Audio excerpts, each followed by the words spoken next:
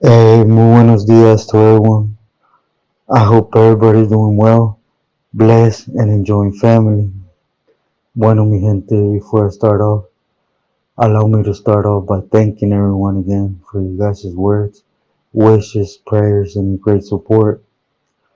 You guys, I woke up early today and I wanted to drop a recording about, Chino and Psycho and their little warfare and how, it affected their own neighborhood. And not at one point were they ever consider the one thing you end up in prison for, which is where you grow up at. But as you guys can tell, my breathing's all messed up, so I want to post this old recording I had for you guys a while back, but for some reason it just never got to you guys. So here I send it to you guys. I hope it does expand on my message and it's understandable on what I'm trying to say. And I'm still trying to better out my breathing. I don't want to sound like un viejito de ciento y feria años. But with this said, I hope you guys enjoy. Please like and subscribe. I send my love to everyone. Hey, muy buenas noches to everyone. I hope everybody's doing well, blessed, and enjoying family. And before I start off, como siempre, muchísimas gracias a todos. Del corazón se los agradezco por todas sus palabras, rezos y más que nada por el tiempo que toman por escucharme, al igual que poder expresarlas y mandarlas hacia mi camino. Gracias. Now to get into the story on hand. For this one, I want to touch on a camarada that in a sense, to tell his doings, his stories is I can't do it just on one. I want one recording, so I won't get more in depth to his story and his doings. But the boy Tony, he wants to partake in it, so we're gonna try to do it like uh like a live. Trying to you know it's a long waiting that we want to touch base with you guys, and I think this is gonna open up like a lot of questions, when it comes to this camarada. So, but for this, I just want to get into his story. For this, I'm gonna talk about the camarada Güero from Norwalk. Me and Güero, we actually go back quite a way. I remember I met him. Man, it had to be like 2000, I believe. You know, uh, yeah, it had to be 2000. I remember the first time I hit the hole in Ironwood, he was actually there, and he was coming down from the bay. He was gonna go out somewhere because he had been validated for a little bit before this, and well, anyways, I was able to meet him, and at that time, as you guys know, well, at this exact time, we were trying to take control of a yard, so there was I'm appeals coming down from T from Bastard, and it's how we started having Torica amongst each other. Anyways, when this happened, he told me that he was down for quite a while, but he only had a bala left to parole, and that he was gonna eventually come to Mexico because he had some things to take care of. Básicamente, it's what was back then. I don't know how it is now, but back then you parole from the shoe, you can guarantee you're coming out with mission, and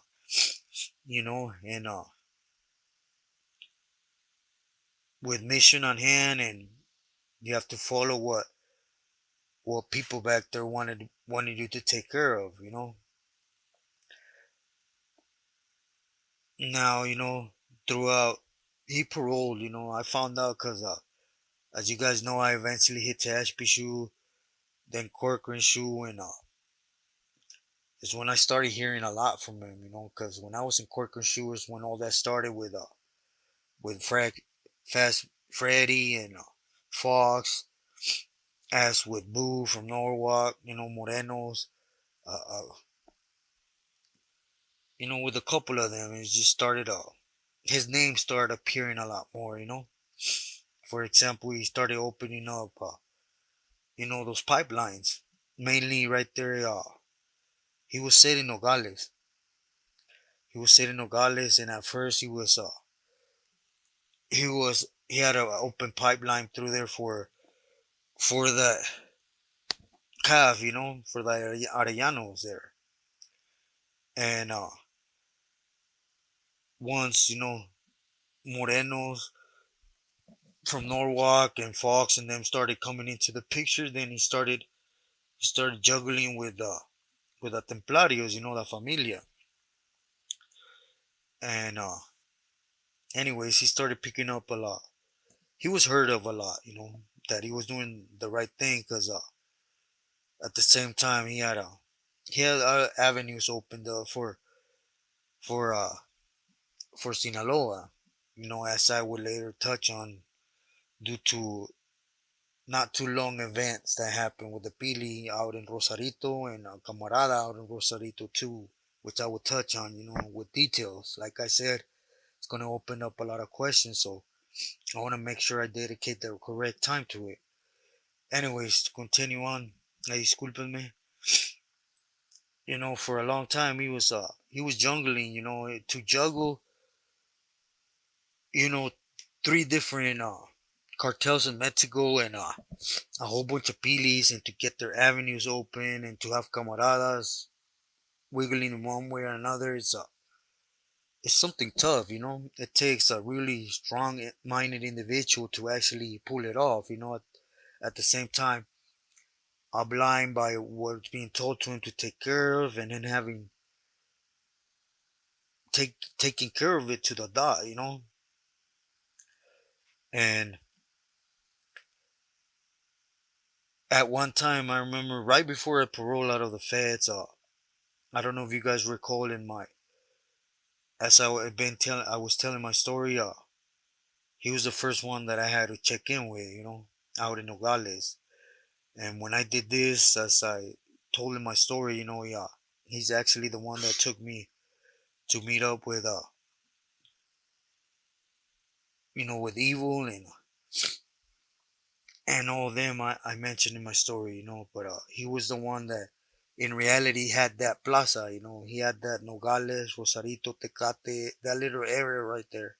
He didn't get up, excuse me, he didn't get into Nogales because there's two other camaradas that I get into later that are running that part, but what was Ensenada, Rosarito, Tecate, that little area, it was him, there was he was actually in front line for the cartels, which in this case for the Arellanos, it was, Camaleon, Flaquito. There's quite a few of them, from the Arellanos, and from Michoacan. He actually had uh, Senor Martinez, quite. He was moving their things to them when they were actually doing it, mainly for Fox and Mike Boo.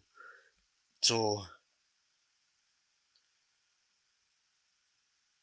somewhere along the lines, I don't, I'm not really sure what happens. The reason I'm even touching up on this is because this Sunday that passed by, I happened to have some old friends, to say the least, that they paid their respects, in a sense, if it can be looked at as respects, but they basically we had a sit down and we talked about what had occurred,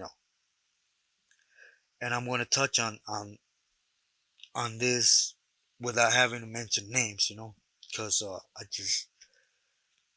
I want them to go ahead and do their thing without having to put a roadblock in their movement, But I'm just going to say this, that what has been talked on here a lot, there's actually a big wave that are starting to open their eyes when it comes to being pushed around and being used and abused. I'll just leave it open like that. Getting back to Güero, I disculpenme. As you guys know, throughout the years, the people that he was doing things for example, first Fast Freddy, they put him on the shine for a little bit under investigation, and he seen it through. But when he came through, it takes from you. Whenever you get put in the closet for a while, it shuts doors on you. It's all what another Pili's waiting for. For a Pili to actually have that excuse to actually kick another Pili to the side and make it all his. And then it happened with Fox, and so on and so forth. And the last ones, he was staying in contact and being as loyal as he could, because in reality, the Vato was already in Mexico. He had a lot of trust from all these different sites in Mexico that he could have easily just said, you know what, I want to do me. But he didn't. He stayed solid for one reason or another. Now, do I agree with everything he's done? Nah, Charles. Before this, I'm speaking of, he had a lot of question marks on him. A lot of camaradas that would go out there with him, and eventually they would get turned in and tortured, killed. You guys get where I'm going. And there was a lot of rumors from different angles that Weddle was setting him up or turning him in to throw that bone to the side to take the focus from him. As I stated before, it's just Mexico's rules. And anyways, this has never been proven. It's just was conversations amongst camaradas and señores. So getting back to Güero, I disculpenme, my mind just you know. Anyways, now just to go take you guys back a little bit to his history. He spent I think about 21 years, in the causa, in the system, slammed down for a long time, in the shoe, holding his tongue and just pushing and pushing, getting out and doing his thing. And he came to Mexico, did what he had to do above what he had to do. Believe me, when you open those pipelines, there's a lot of jealousy, So to have three different sides working those pipelines and keeping them happy, it's a hard mission to pull off. But nevertheless, he was doing it, along the lines, as I said, he turned in a lot of people he should have, he shouldn't have. But I agreed with, at least in some sense, to this decision, that he stayed loyal to an individual that he's a dirty vato, He's an older Pili, MM member that he's always showed greed, I remember when we were in Corcoran, Mike Moreno,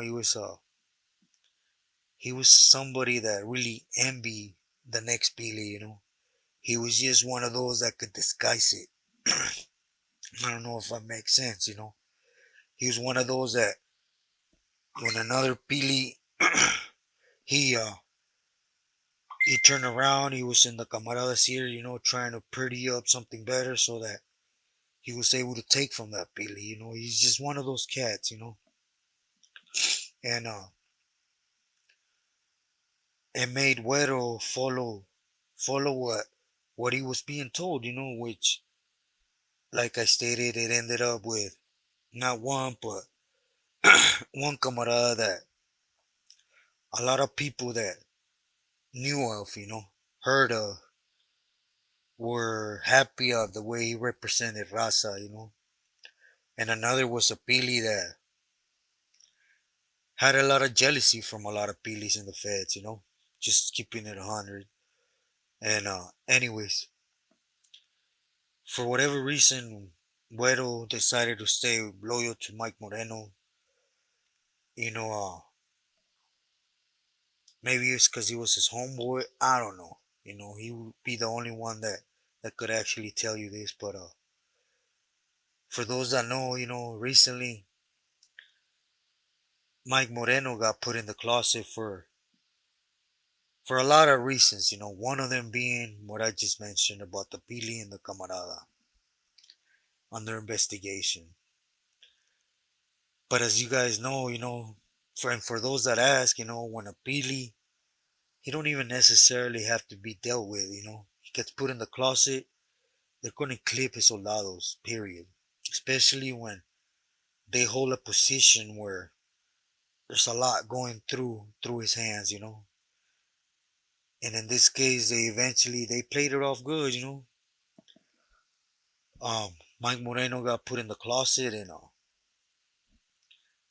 they brought two camaradas near him, and like I stated, 2 days ago, I found out that after serving over 40 years, homeboy's about to be 60s in a lot of different ways, without having to conversate about all that he said, she said stuff. Regardless, he did a lot for them. He stayed loyal to Mike Moreno, and 2 days ago they moved on him. They shot him up pretty bad, and again, it's just them tecato ways, them them little kid syndromes, is what the pilis have, It's like when a little kid goes to another little kid's house and sees him with a better toy, he starts, whining and crying that he wants it. It's exactly how they function, They're just a little bit more scandalous on the ways they take, This camarada actually went on and beyond, and they almost took his life. I asked what he has done, where he's at, and they don't know,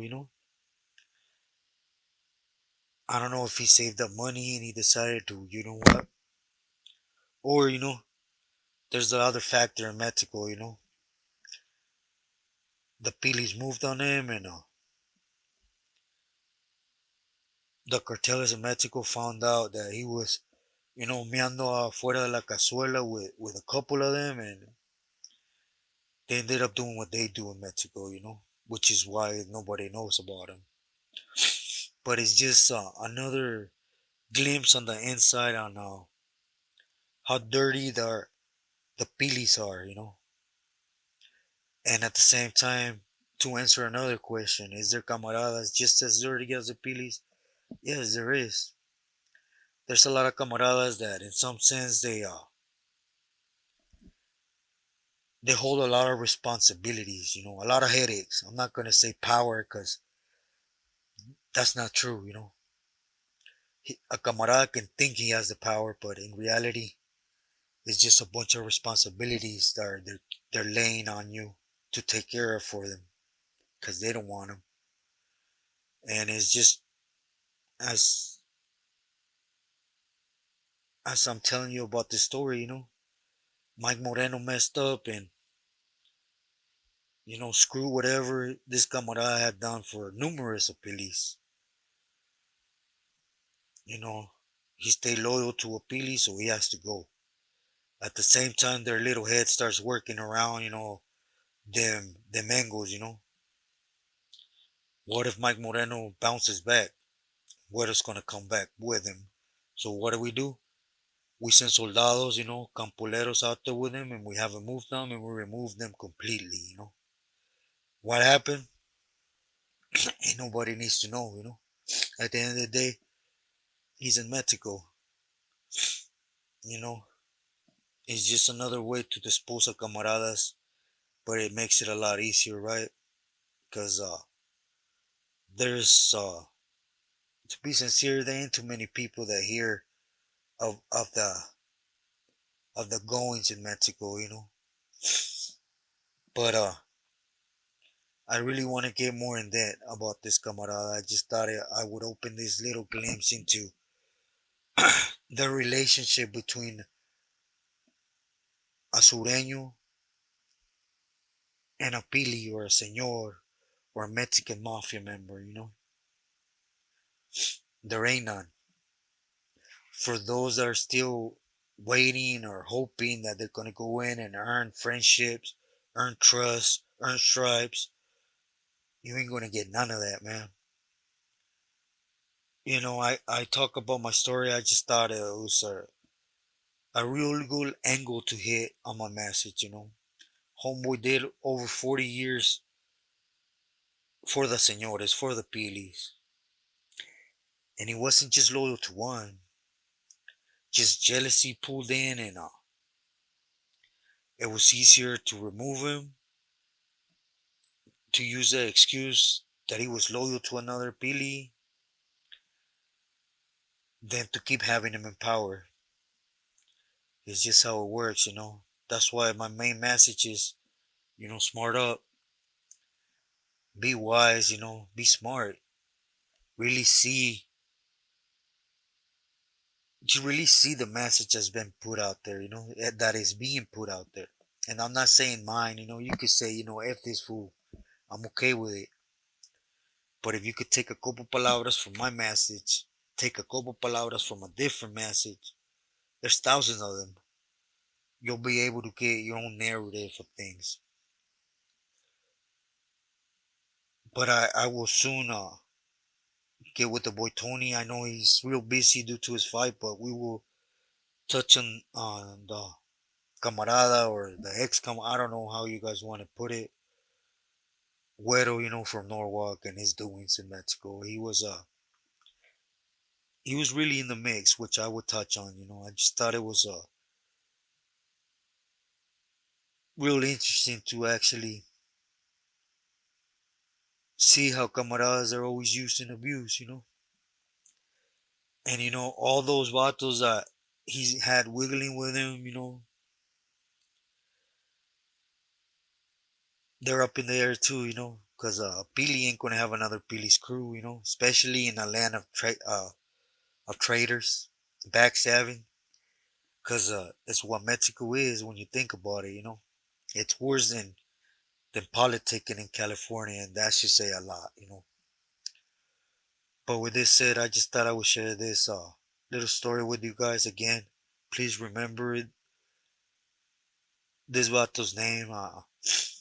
We're gonna get into a deeper topic about him. But with this said, please stay true to yourself, loyal to your loved ones, y como siempre, como termino de nuevo, les agradezco todo de corazón. Que descansen. Buenas noches. Gracias.